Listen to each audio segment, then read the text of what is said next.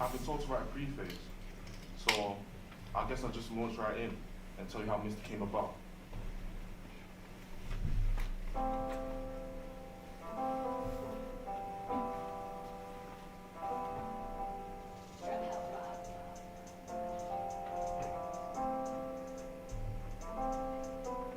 A lot of crazy shit happens on the night bus. One shit and sell disputes on the night bus. She and sell disputes after 10 night bus. It's only gonna end up in a fight, trust. Hey, Bob, that sounds weird.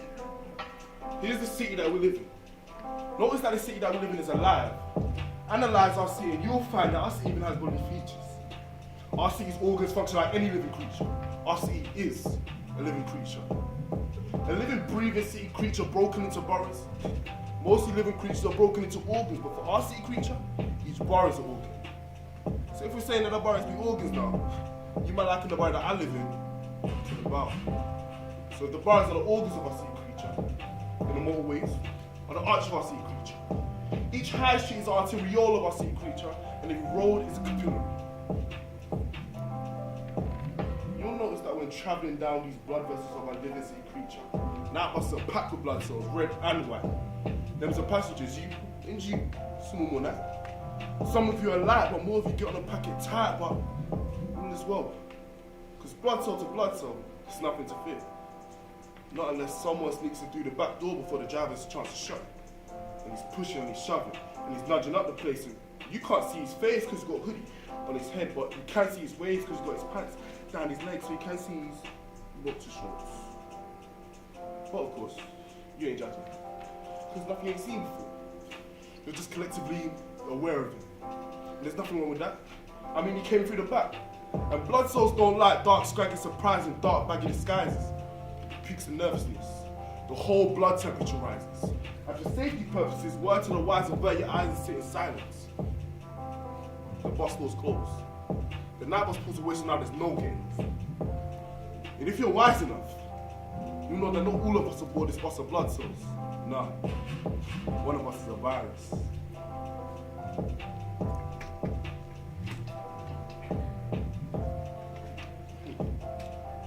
Listen. Some toxic, irreversible shits are bound to visit the night bus. One shouldn't settle disputes on the night bus. Shouldn't settle disputes after 10 the night bus. You're only gonna get infected by some virus. I jumped the night bus. It's packed. That's the only reason why I came in through the back was in this packed. The driver won't open up the front. And I ain't gonna stand outside in the rain like a cunt. When I'm on, I realize I'm the only virus one. Except for the bus driver chauffeuring at the front, but he sat there in a glass cage. Which implies he's had his last days of virus rage. Antiviral oppression probably rendered him depressed, submissive, bereft of the spirit complaint. No breath of defiance left in him since they arrested him and disinfected him. I'm on the lower deck. This bus is so jammed, I have to stand by the door and I keep getting nudged by this drunk prick. And I swear, he nudged me one more time. Oi, oi, oi! Watch it, yeah? Can't you see me? I'm standing here. I'm already pissed off tonight, so I must look like a pussy. Because this dickhead pushes me. The whole bus goes silent. How can I not get by? I look this blood cell on the eye like, what's happening? I step to him, crack my knuckles and start cackling. Other blood cells back away fearfully nattering. I get too happy slapping him. Blood cells splattering, bam! Nothing else mattering. I bet you won't ever consider doing that again. Get off the bus. I don't have to run, I just walk away. That's how it's done. No need to panic. Keep calm, carry on. Oh, I saw this good play recently. Ah, man, I've forgotten the name of it. It's on upstairs at the Royal Court. It's a black play that's... I'm thinking to myself, a black play.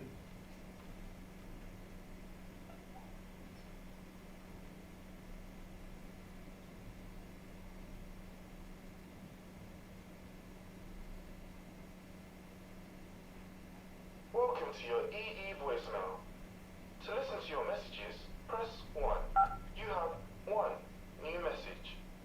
Left today at 6:47 a.m. Urinze, hey dude, 'tis Raymond here. Sorry I didn't stick around last night to give you feedback. I had daddy duties. She's been difficult. Oh, every time I change her diaper, she doesn't have a shit. She's been driving Donna crazy, so forgive me for keeping this brief. Bro, I hope you appreciate me telling you this as a friend. I had issues with your story.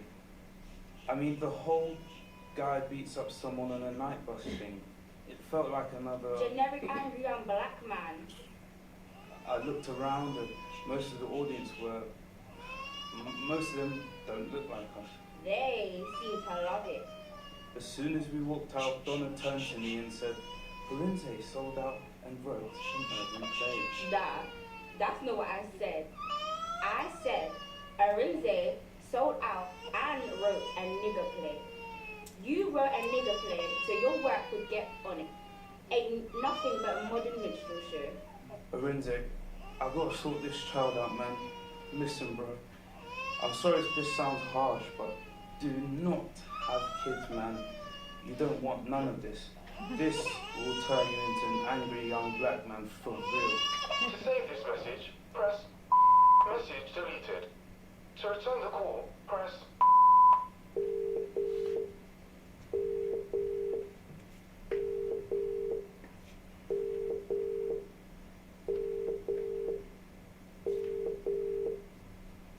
You have reached the voicemail box for Raymond.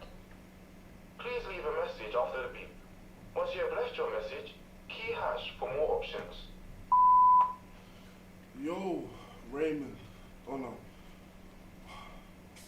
I just got your message. I don't know if you guys are aware, but you're not writers.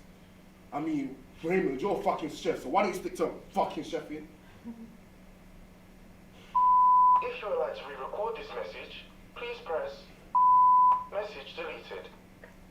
Please leave a message after the beep. Once you have left your message, key hash for more options. Raymond, Donna, so great to hear from the three of you. Oh, Donna's such a joker. The whole nigger play thing gave me pure jokes. She was joking.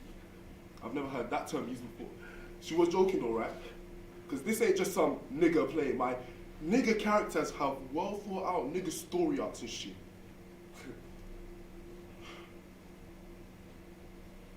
I'm playing, man. Anyway, broski, thanks for the advice. I'm gonna let it marinate and we'll talk soon. Big up blessings. Slugs and fishes, hugs and kisses, my bro. What do you mean by a black play? How do you mean? I mean, how was it a black play? Well, it had black people in it. Right. Okay. Right. Okay, right. See you later that night. After the night was fine, I walked about. And then I stole a bike and then I rode about. You see, I'm really good at bikes, sweetie. I thought I'd ride around and see the sights, sweetie. A virus on the corner selling white, sweetie. A lady that night fished that tights, sweetie. Red and blue antiviral sirens. I politely wave as I wheelie by them. Wheelie. You see, it's one of them nights. Not much to do, so I call up Jade to see what she's up to now. Jade's an old friend. We don't speak much, but every now and then she lets me beat her up. And I like Jade enough because we don't discuss about how's life and all that stuff, no. I text her, you aim. She texts, come now. I text her 10 minutes tops. She lets me beat it up. Now Jade's a virus from across the way. And even though she's proper safe and proper sweet, it's only ever proper late with you. You won't see us in broad day strolling down the street because Jade's got a complicated history. And I don't want my name being dragged into her misery. I mean, it's hard enough being out here on the streets, let alone being mixed up in some fuckery. Now Jade was just a normal chick. But apparently her mum and dad were crazy strict. Apparently, they wouldn't let her out of the yard. They cracked the whip apparently and make her study hard. Apparently, that put Jade under enough stress. And with it, apparently a good girl began to rebel. Apparently at school, she started acting parasitic. She bit a teacher apparently and got expelled. Apparently there was a house party. Apparently Jay drank too much and got wavery. Jay started apparently acting unsavory. Apparently she was fucked. Like proper fucked. Like collapsed and shit. Apparently, when the party was over, apparently her friends tried to find her, but they had to go because apparently Jade was nowhere to be seen. Apparently they checked every bedroom, toilet and Misty. Apparently, I don't know what was the answer people gave when they asked, where's Jade? Psh, I don't know. Apparently, they tried calling up her phone. Apparently they assumed Jade had already gone home. But apparently, while all of that was happening, apparently in the stairwell, just under the scaffolding, apparently, Jade was on the floor, collapsed again. And when they found her, they had to call up an ambulance because apparently, Jade was sat there in a pool of blood. And there was something in that pool of blood, apparently. A little lump of something rolled up.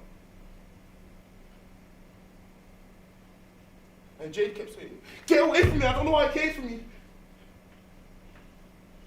And so an ambulance rolled up and picked it up. And didn't even do much before they rolled it off and wrapped it up. And apparently Jade got up and tried to walk it off like saying nothing happened. But they had her up like, hold up, you're in shock. And so they wrapped her up in a cloth.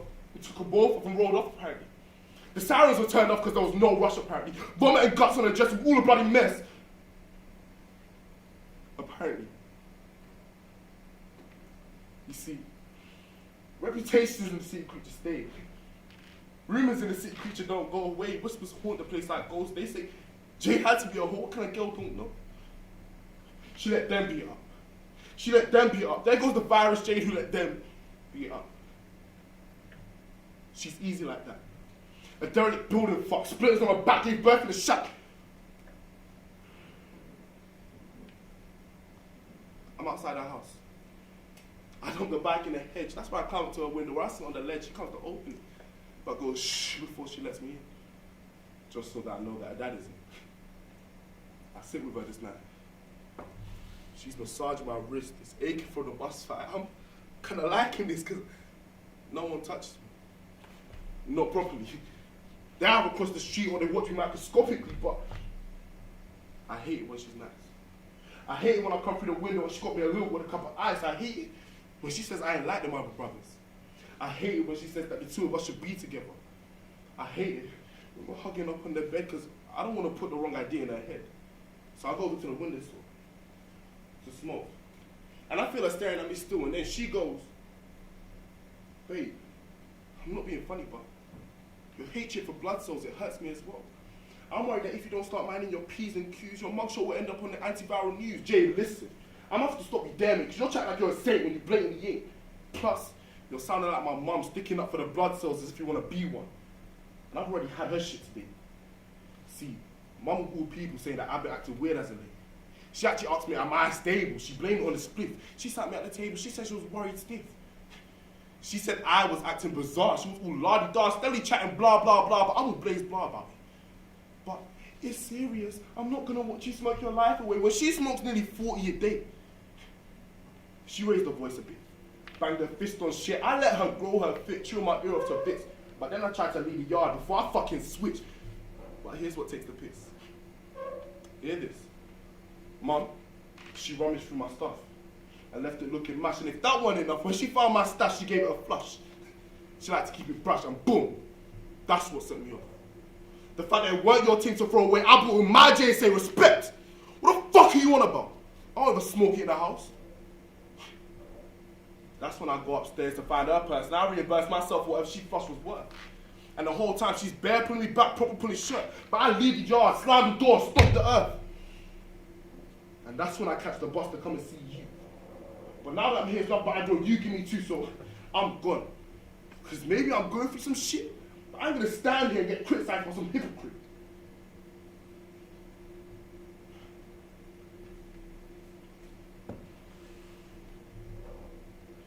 Me on the street again. Bicycle seat again, wheeling down the concrete again, wheeling. Virus on the corner selling white still there, wheeling.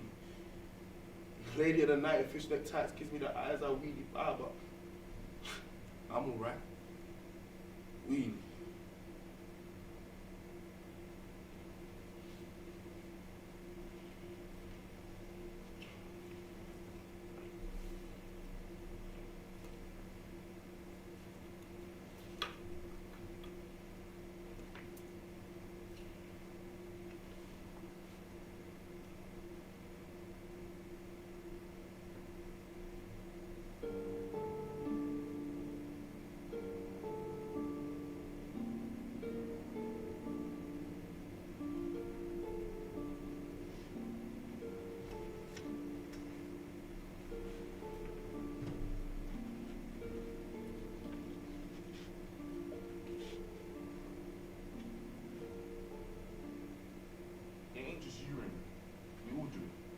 It's our mindset. Fuck that mindset. Let's reset that mindset. Concentrate. I'm sorry, I've been getting distracted. Look at me, boy. Look, I've just been getting these. Look at me, damn it. Okay, I think I may need a little bit more time writing this. It's taking longer than I thought because, well... What have you been thinking about all this time? Well, okay, this is gonna sound weird, but I have this friend. His name is Raymond. Him and his wife, Donna, they basically say I'm selling out by writing this. And ever since they said that, I've just been getting these... You know what, forget it. I just think this whole virus guy getting violent on a night bus thing, it's just like in theatre and Fauteuil and I like that story. Yeah, okay, but what I'm getting at is they called it, and I hate using this word, but they called it nigger play. It's just a bullshit word. It is bullshit, but to me, it's just a made-up word. yeah, but the implications. It's extreme to call it a nigger play. And ever since they said that, I've been thinking, is that what this is? Is that what I'm really doing? Do they have a point? To tell you the truth, I don't give a shit. Uh-huh. Well, all I'm saying is that it's going to be my name on this thing. And I don't want people thinking that I'm out here churning out nigger plays, basically defecating on my whole community. It's not a good look for me. They'll crucify me out here, so yeah, I give a shit. Do you? Yeah, it's like the whole reason I called you down for this meeting. You're quite sure about this, are you? Look, I've just been getting these... I've been thinking about it a lot. That's because you're a baby and you don't know shit. See, I didn't want you to get mad. You think I'm stupid, son? Stupid? No. I mean, you're an accomplished theatre producer, well-educated. I don't think you're stupid. Yes, you do. Look, I just mean, you could be a little insensitive at times. You question my judgment, my competence, my intelligence. I don't question your judgment. Look, you've produced such incredible work, and I'm grateful for this opportunity. I don't want to be out here contributing to a nigger play canon, if such a thing exists. You're no earthly good at all, unless you take this opportunity and do whatever you have to. I looked the word up, diversity. Bro, the Oxford definition is point of difference. Okay, this ain't funny no more. Trace, I beg you tell Mum to come and open the door. My stuff by the window, you're taking me out for a joke. But if you like the window, maybe I'll let this thing go. At least come to the window. I know you're in there, you know. I can see the television grow when I look through the post. And how can I window? I'm on a slippery slope because everything I do is a sin though. Man ain't dealing dope, man ain't pimping hoes, man ain't sniffing coke. You see me hustling? You see me stealing? That new blood soul bloke of yours, it must be him. I'm gonna kill him! You pick him over me, yeah? You and the Trace want me happy fucking family, yeah? That's cool with me, yeah? But tomorrow, when the day's in, if I don't see the rest of my stuff, that's all I'm saying. And there's no keeping me away from Trace. I raised that girl just me. She'll leave you to you, see? When she's old enough, she knows enough. You know what? No, I'm back to custody, boom! I helped Trace with all of her homework. I'm the reason that girl's been achieving. I went to all of her assemblies. You can even show up to parents' evenings.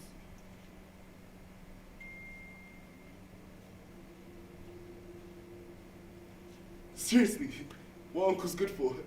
If not to help you out when your parents can't no more. I'll be quiet. I swear I won't take up much space. I'll sleep on the sofa. I won't disrespect the place. I won't bring anyone over. Won't get in your face. I'll keep it clean and kosher. I even wash my plates. And I'll use a coaster for every drink I take. And when I use the toaster, I'll brush my crumbs away. And I know you like the poker, your friends coming to play. Plus you're Casanova. You need me out, just say. And I know we haven't spoken for... You just can't anyway. And I know I stole your phone, but that was way back in the day. Like, that was 2 months ago. Plus, may I elaborate? It was a Motorola, let's not exaggerate. That's the shittiest mobile on the planet, mate. Look, I swear I've grown up, and I'd appreciate if you'd accommodate. Seriously, wait, seriously! Seriously. what uncle's good for. Remember the time that you were late jumping for football? I missed the game. And what did I say? I forgave you, uncle. I come for you enough times. You were my favourite uncle, but now it's my times. I see you changing, uncle. I'm at your door and you're clocking me like I'm a stranger, uncle. You want me to beg? You want me to go on my knees? You want to see me crumble? Is that... You know what? Fuck this. You used to be more humble. Look, I'll admit I'm a virus, but you're a proper fungal. I got some shit on you, uncle. I'm gonna give you a lung. I know you have genital herpes. I told my mum. And I know I was banging a man from church, uncle. And I know you got fired from your job for laundry and yet carried on dressing up as if you were still going to work. But there was this old rundown flat where I used to go by my skunk. And I saw you hanging outside it looking disgruntled. And then you go inside and after like hours gone, you stagger out your shirt crumpled, your tie off. You walk the streets, your eyes have sunk, your sleeves rolled up. And every now and then you shut a smile and grumble. You slide down the hall and fall asleep in the slump. That is, until you're approached by the police constable. And they throw you in a meat wagon. And I know what you've done. Because not long afterwards, they raid the place. And everyone comes up with charges, but somehow, you get none. Which means, not only did you open your mouth, but you sunk.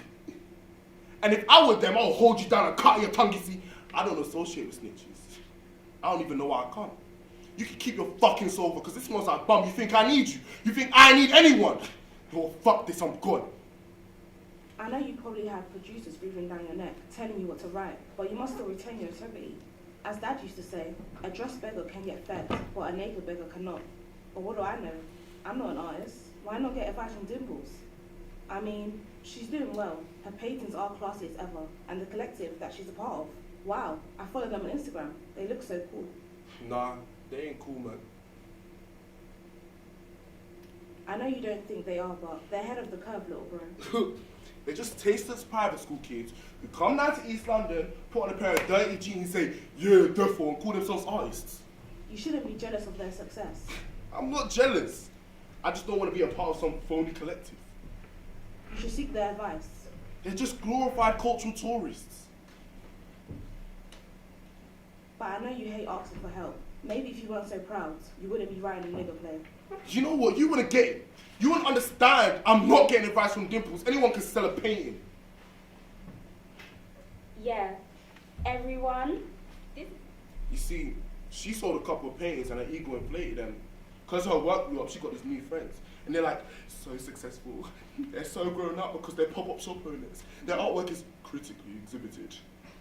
See, they're cool magazine contributors, editors, designers, plus they have like 3,000 disciples and Twitter followers. And the Instagram pics are all like, please, no. You can't sit with us. So yeah, she's part of that collective. And they're like so respected because like so selective and like, part of me wants the play to do well. So then the collective can be like, wow, Dimples, your boyfriend is like so respected. His play was so impressive, we want him in the collective.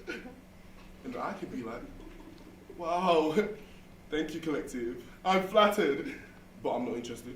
You see, that'll show Dimples that I don't need their seal of approval or acceptance. And then Dimples would see that I'm a true artist. And she's just being pretentious. You see, I was writing the other day in the kitchen, as I do, and they made me feel like a dickhead for telling them to keep it down in the living room. This is how it went down. I was like, knock. Hi everyone, sorry to disturb, I'm Dimple's boyfriend.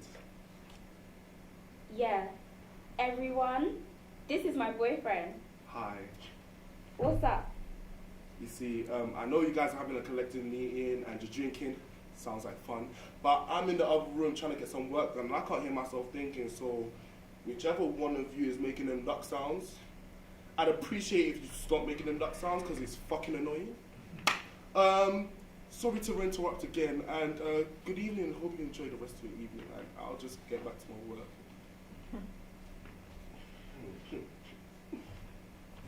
Knock. Hi guys, it's me again. I just told you guys to keep it down, but then you kept on making them duck sounds, even more duck sounds than before, and it's immature and hard to ignore. Why the fuck are you laughing for? Well, keep it down. Go back to your virus. Dimples, can I talk to you for a second in private? You think? I just feel like it's funny how you don't stand up for me in front of company. You see, I'm a commissioned writer now. I deserve to be treated more respectfully. You're the one who was rude just now. How was I rude just now? You burst in and said we were making duck sounds. You weren't making duck sounds? No, that's just his laugh. Whose laugh? Redhead Eddie. Redhead Eddie laughs like that. Which one is Redhead Eddie? He's the redhead one. He lives downstairs now. What do you mean Dreadlock Rasta lives downstairs? Dreadlock Rasta moved out. Redhead Eddie moved in. No, are you sure? Dreadlock Rasta wouldn't move out. Dreadlock Rasta loves it here. He wouldn't leave these ends. If you don't believe me, you can ask him.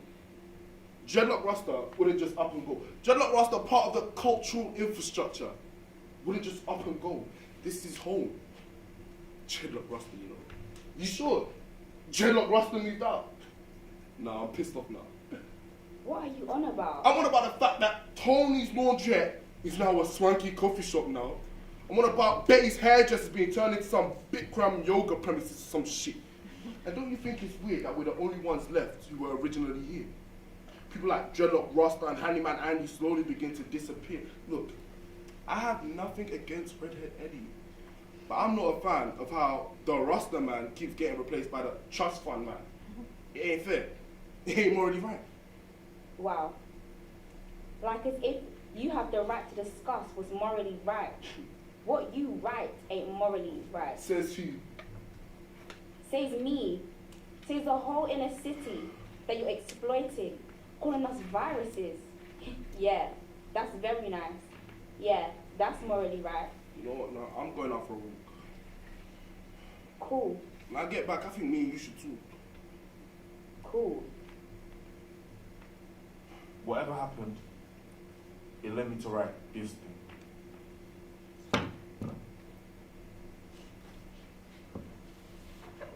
The streets are mine again.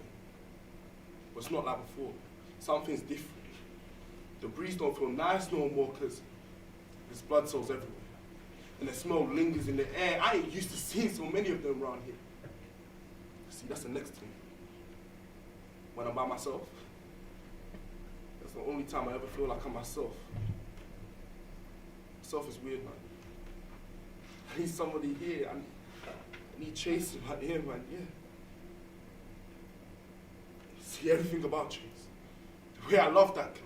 She's the purest, most adorest thing in this world. She got a glittery soul, her heart's like gold. She deserves everything that I was deprived of tenfold. And not even the big things. Just the simple little things, like things that's normal. Things like listening. Things like, come here, sweetheart. Are you alright? You're so kind and you're very bright. Have I told you you're the perfect height? See, I wanted to surprise you. See, there's that thing that you like. What do you want to be? What do you want to see? You'll be that. You'll see that. Nah, with me, yeah, I had to beg for shit. I did that or prove that I absolutely needed it. Just enough fucking basic things to do. Sounds silly, but I enough wanted to go to the zoo. And no one took me. The time my year went to school, Mom was tired after back-to-back night shifts and she lost the permission slip. And when they tried to call her, they couldn't get through.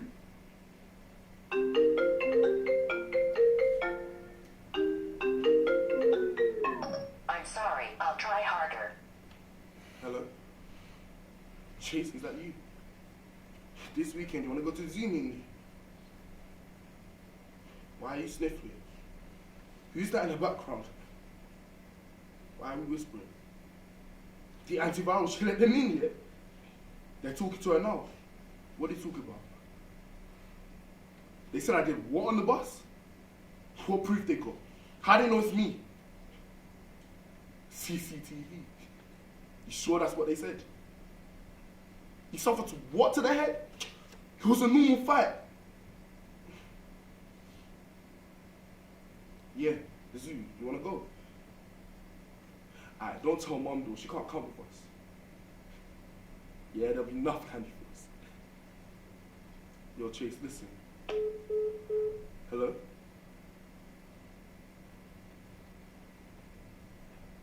see, when a virus shakes up a blood cell, the organs don't cope well. The sea creature goes pale, the whole body goes feeble. Antivirals administered by hypodermic needles go on patrol in search of us virus people. And as they police through the blood vessels, we scatter like roaches. We scuttle into the shadows like beetles. You see, they don't want us roaming the sea creature. They don't want an upheaval. A mutiny because they know I'm polyhedral. And there's not much they could do but lock me up and ask that I be peaceful. They ask you, stay away from us, don't play with us, never lay with us, they make you heedful. See, they want to eat my soul, they want me barefooted and broke. They labeled us as dark hearts and evils. And it's deceitful, because they created us. And now they hate us. Turn around and label us as medieval, and yeah, we get angry, we shout, we switch. And then they label us as primitive and limited and uncongenial. That's why it's deceitful. Because they created us, and now they hate us. Turn around and put the onus on us. Do you want to blame it on me?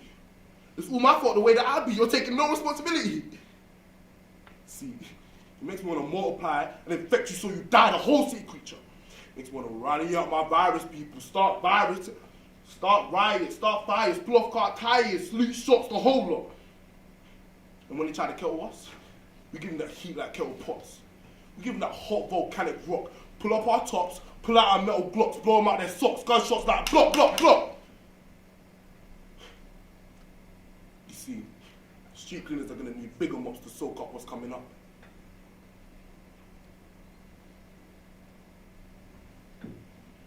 Dimples and I had that talk. She left me. She basically left me because, to quote her, I was writing some urban safari jungle shit.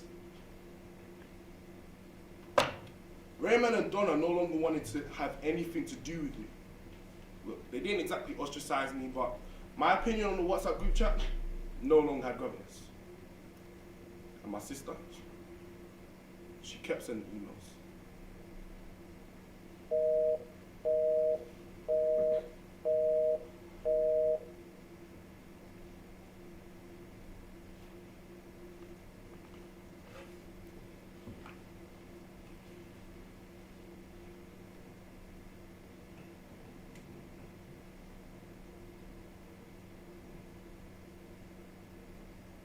Okay, so it's recording.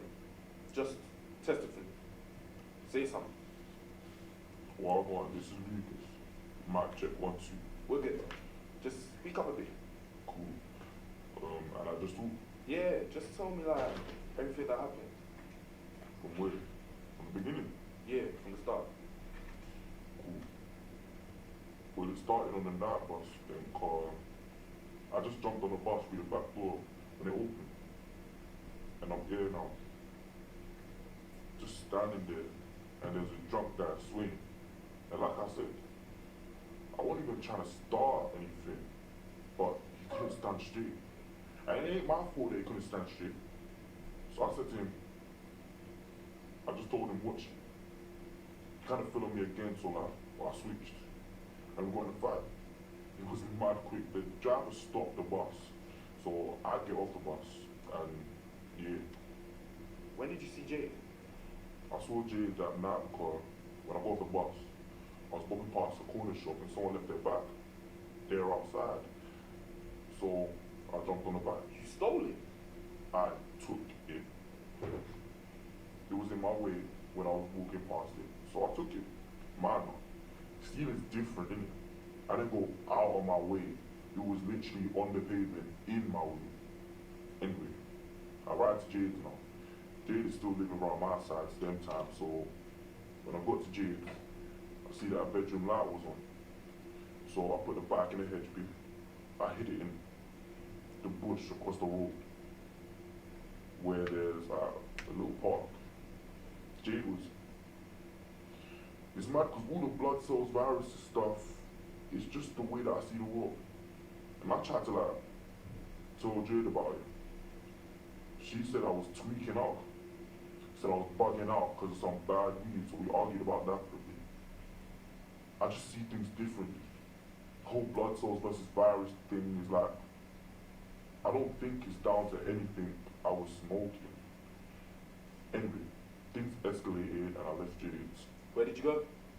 Went home. Rode home. Clocked that my mum had locked me up. It wasn't the first time, but like, I knew it was serious because all my stuff was in bin bags outside. Proper raw. Like, I didn't even do nothing to deserve it this time.